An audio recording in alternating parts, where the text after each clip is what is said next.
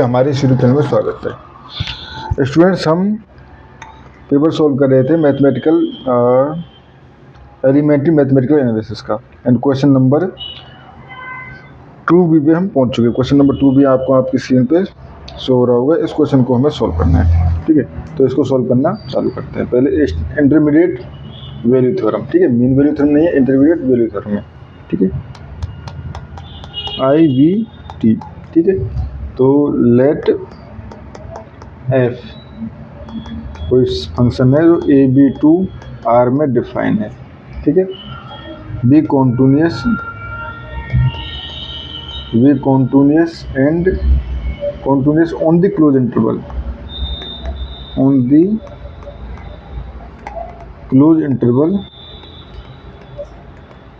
AB, ठीक है, and K is any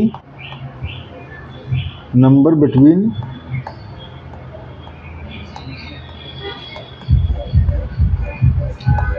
FA and FB, ठीक है। ये कोई नंबर है जो कि FA एंड FB में है। Then there exist C belongs to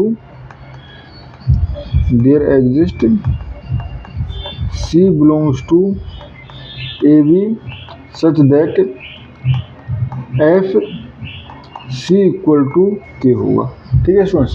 ये हमारे पास इंटरमीडिएट वैल्यू थ्योरम है, ठीक है। तो हमें प्रूव क्या करना है, x equal to 1 for some x belongs to 0 1, ठीक है। तो देखो students, let fx equal to में ले लिया x to the power x, ठीक है, -1, ठीक है। Now since